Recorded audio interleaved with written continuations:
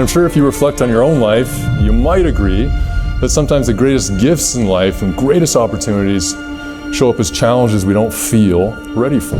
He only took up the sport 4 years prior. What made you think that you can even achieve this dream? Everything starts with a sense of possibility. Like, maybe I could do this. The dream was replaced with the reality of what it was going to take to get there. And when you're going after audacious goals, that mental fortitude in the first 6 months, first year, first couple years, that's everything.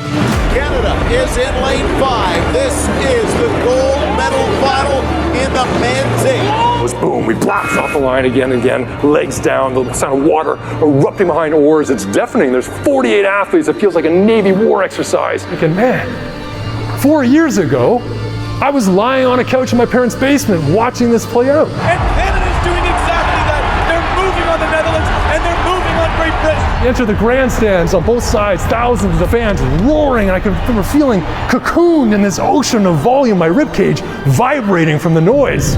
And the only thing keeping you going at this stage of the race is the knowledge that your brothers in the boat have not stopped rowing yet, and you refuse to let them down. Final meters in the men's 8. And now the Canadian crew firing through. It is Germany. Then Canada for silver. Canada has a silver medal in the men's 8. Jeremiah Brown. Allow the question back in, well, what if? What would it look like to set some audacious goal? What would it even look like to begin? I think this was recorded. I'm gonna go home, make my wife watch it, make my whole family watch it. It's so relevant for what we're trying to do here. Very well done. Like the best speaker I literally have ever seen. It's one of the best things I've heard in years.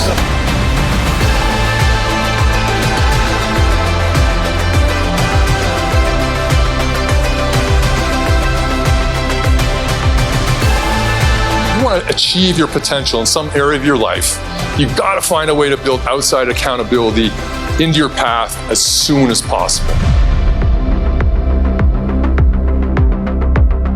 We get to talking and exchanging particulars, and then at one point, he says to me, Jeremiah, why are you really here?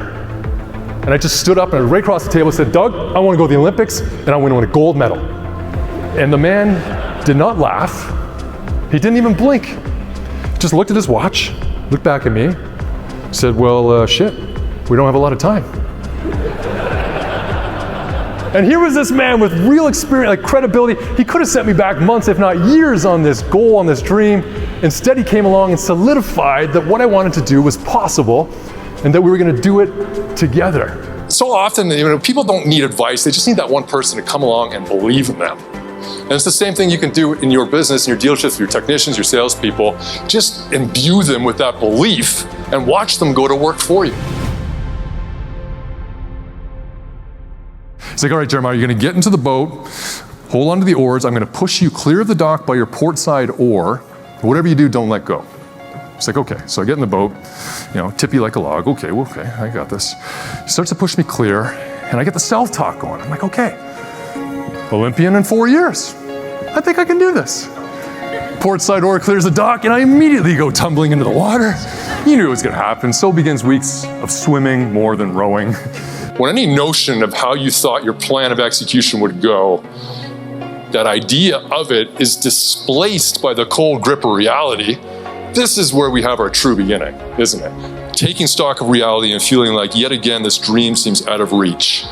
And I wanted to somehow relinquish the standard. I came out beating my chest. I'm going to go to the Olympics. I'm going to be on the Olympic podium. Boy, did I want to just back that off. And Doug would not let me do that. He always said, Jeremiah, these are opportunities to actively recommit. We got to have moments of recommitment that are as aspirational and inspired as in the moment when we began.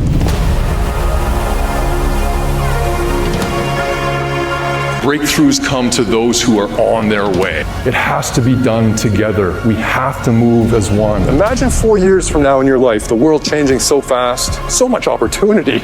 What could you achieve? How much more could you achieve than you're even allowing yourself to consider in this moment, you and your teams?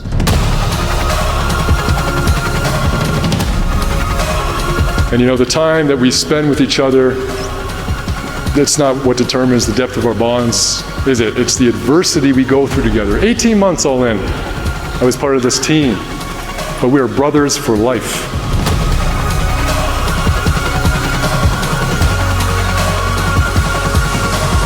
There is nothing sweeter than a team win. Man, when you go through the trenches and you're working so hard and your staff is looking at you saying, well, why?